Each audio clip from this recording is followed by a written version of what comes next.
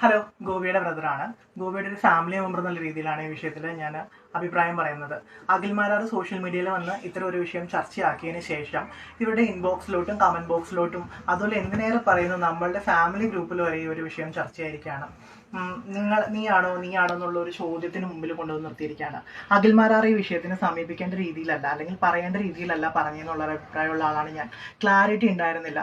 അതിന്റെ ഫലം എന്തായി, ഈ കുട്ടികളുടെ അടുത്ത് വന്നിട്ട് അല്ലെങ്കിൽ സഹമത്സരാർത്ഥികളായിട്ടുള്ള സ്ത്രീകളുടെ കമന്റ് ബോക്സിലും മറ്റും വന്നിട്ട് നീ അല്ലേ എന്ന് ചോദിക്കുന്ന ഒരു ലെവലിലോട്ട് ഇതെത്തി. ഈ വിഷയത്തെ ഇദ്ദേഹം എങ്ങനെയല്ലായിരുന്നു കൈകാര്യം ചെയ്യേണ്ടിയിരുന്നത്. ഇത് ചർച്ച ചെയ്യപ്പെടേണ്ട വിഷയം തന്നെയാണ്. അത്യത്തിൽ വിക്ടിമൈസ് ആരെങ്കിലും വിക്ടിം ആയിട്ടുണ്ടെങ്കിൽ അവർക്ക് സപ്പോർട്ട് കൊടുക്കുക തന്നെ വേണം. പക്ഷെ ഇത് പറഞ്ഞ രീതിയും ഞാനുണ്ടായ സാഹചര്യമൊക്കെ ഒട്ടും അംഗീകരിക്കാൻ പറ്റുന്ന ഒരു കാര്യമൊന്നുമല്ല. ഇതിപ്പോൾ തെറ്റ് ചെയ്ത ആളുകളുടെ പേര് ഇവർ പറയുന്നില്ല, അല്ലെങ്കിൽ പറയാൻ ധൈര്യപ്പെടുന്നില്ല, അല്ലെങ്കിൽ കൺസെന്റോട് കൂടി നിന്ന പെൺകുട്ടികൾ അവർ മറവിലിരിക്കുകയാണ്. എന്നിട്ട് ചോദ്യങ്ങൾക്ക് മുമ്പിലോ അല്ലെങ്കിൽ സംശയത്തിന് മുമ്പിലും നിൽക്കുന്നത് വെറുതെ നിരപരാധികളായിട്ടുള്ള കുറച്ച് ആളുകൾ. അതിന്റെ ആവശ്യം എന്താണ്? ഈ വിഷയത്തെക്കുറിച്ച് സംസാരിക്കുമ്പം ഇതൊരു സെൻസിറ്റീവായിട്ടുള്ള വിഷയമാണ്. അപ്പോൾ ഇതിന് എന്തെല്ലാം പ്രത്യാഘാതങ്ങൾ ഉണ്ടാവും എന്നുള്ള കാര്യം ഇദ്ദേഹം ചിന്തിക്കേണ്ടതായിട്ടിരുന്നു. അത് അദ്ദേഹം ചെയ്തില്ല. അതിന്റെ ഫലമായിട്ട് എന്തുപറ്റി? ഞങ്ങളെല്ലാം ഇതിനിങ്ങനെ കമന്റ്സും പറഞ്ഞ് വീഡിയോസ് ഉണ്ടാക്കിയിട്ടുണ്ട് ഒരു സാഹചര്യത്തിലോട്ട് എത്തി. സോ ഈ വിഷയത്തെക്കുറിച്ച് അദ്ദേഹം അറ്റ്ലീസ്റ്റ് ഇത്രയും കാണിക്കാൻ ധൈര്യം കാണിച്ചോ, ചാനലിനെതിരെ പറയാൻ കാണിച്ച ധൈര്യം എന്തുകൊണ്ട് അദ്ദേഹം ആ 2 പേരുകൾ പറയാൻ കാണിക്കുന്നില്ല എന്നുള്ളത് എൻ്റെ ഒരു ചോദ്യമാണ്. അത് അദ്ദേഹം കാണിക്കണം. ഈ കാര്യത്തിൽ വ്യക്തമായ ക്ലാരിറ്റി കൊണ്ടുവരണം. ഇതിനെ സമീപിക്കേണ്ടത് ലീഗലായിട്ടാണ്. ഇദ്ദേഹം ലീഗലായിട്ട് സമീപിച്ച് ആ പെൺകുട്ടികൾക്ക് അഥവാ എന്തെങ്കിലും കംപ്ലൈന്റ് ഉണ്ടെങ്കിൽ ആ കംപ്ലൈന്റ് മുന്നോട്ട് കൊണ്ടുവരാൻ അദ്ദേഹം ഹെൽപ്പ് ചെയ്തതിന് ശേഷം ഇങ്ങനൊരു സംഭവം ഉണ്ടായി, 2 പേര് അല്ലെങ്കിൽ ഇന്നൊരാൾ വിക്ടിം ആയിട്ടുണ്ട്, അപ്പൊ അയാൾക്ക് ഇന്ന രീതിയിൽ അദ്ദേഹം നിയമ നടപടി നേരിട്ടു, ഇന്ന ആളുകളാണ് പ്രതികൾ എന്ന് പറയാനുള്ള രീതിയിലായിരുന്നു ഇത് കൊണ്ടുവരേണ്ടത്. ഇതിപ്പം വാദിയില്ല, പ്രതിയില്ല, ചോദ്യങ്ങളെല്ലാം കേൾക്കുന്നത് വെറുതെ ഇരിക്കുന്ന ആളുകൾ. ഗോപികയെല്ലാം വളരെ സാധാരണക്കാരുടെ ഇടയിൽ വളരെ സാധാരണക്കാരിയായിട്ട് ജീവിക്കുന്ന ഒരാളാണ്. അപ്പം അവർക്കൊക്കെ ഇത് വലിയ പ്രശ്നമാണ്. എവിടെയെങ്കിലും പ്രിവിലേജുകളുടെ മുകളിൽ ഇരുന്നുകൊണ്ട് റീച്ചിന് വേണ്ടിയിട്ട്, സോഷ്യൽ മീഡിയ റീച്ചിന് വേണ്ടിയിട്ട് പബ്ലിക് സ്റ്റണ്ടുകളൊക്കെ നടത്തി പലർക്കും അങ്ങനെ അങ്ങ് പോവാം. അഖിൽമാരാർ അങ്ങനെ ചെയ്തു എന്നല്ല പറയുന്നത്. പക്ഷെ അങ്ങനെയല്ല ചെയ്തതെന്ന് പറയാനും ഇദ്ദേഹത്തിന് ഒരു തെളിവുമില്ല. കാരണം ഇദ്ദേഹം പറയുന്നത് എനിക്കാരോ വേറൊരാൾ പറഞ്ഞ സ്ക്രീൻഷോട്ടുകൾ അയച്ചു തന്നു എന്ന്. അത് വെച്ചിട്ടാണ് ഞാൻ പറയുന്നത്. അതാണ് അദ്ദേഹത്തിന്റെ തെളിവ്. അതായത് ഈ കൺസെന്റോടുകൂടി നിന്ന് പെൺകുട്ടികൾക്ക് പരാതിയൊന്നും ആരും പറഞ്ഞിട്ടൊന്നുമില്ല.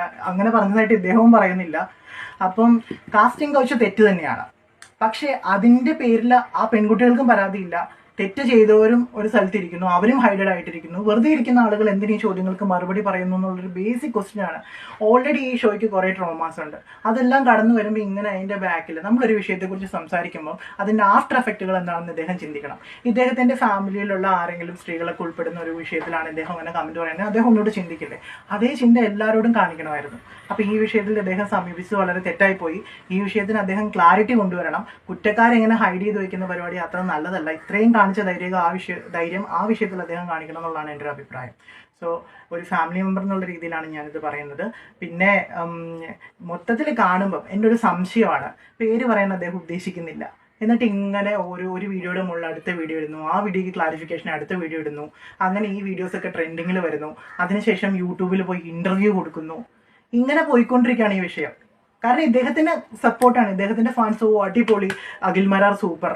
പക്ഷെ അതിന്റെ ഓപ്പോസിറ്റ് സൈഡിൽ എത്ര പെൺകുട്ടികൾ ഇപ്പൊ വീഡിയോ ഇട്ട് ഈ ബിഗ് ബോസ് ഷോയിൽ പങ്കെടുത്തവര് ദൈവമേ ഞാനല്ല എന്ന് വന്ന് പറയേണ്ട അവസ്ഥയിൽ ഇവർ കൊണ്ടുവന്ന് എത്തിക്കുന്ന ഇദ്ദേഹത്തിന്റെ വീഡിയോ അല്ലേ. അപ്പൊ ഇത് അദ്ദേഹം ചിന്തിച്ചതായിരുന്നു. ചുമ്മാ ഇത്തരം കാര്യങ്ങളിൽ സോഷ്യൽ മീഡിയ റീച്ചിന് വേണ്ടിയിട്ടാണ് അഖിൽമാരാർ ചെയ്യുന്നതെങ്കിൽ ഭയങ്കര ചീപ്പാണ്.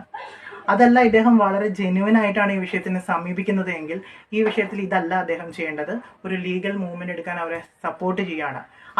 അവർക്ക് അതിന് യാതൊരു പ്രശ്നവും ഇല്ല എങ്കിൽ ഇദ്ദേഹം ഇത് വെച്ചിട്ട് ചുമ്മാ ഒരുതരം ബ്ലാക്ക് മെയിലിംഗ് നടത്തുന്നതിന് തുല്യമായിരിക്കും. അത് ഭയങ്കര ചീപ്പാണ്. അത് ചെയ്യാണ്ടിരിക്കുക. കാരണം അതിന്റെ വിക്ടിംസ് ഇവരാണ്.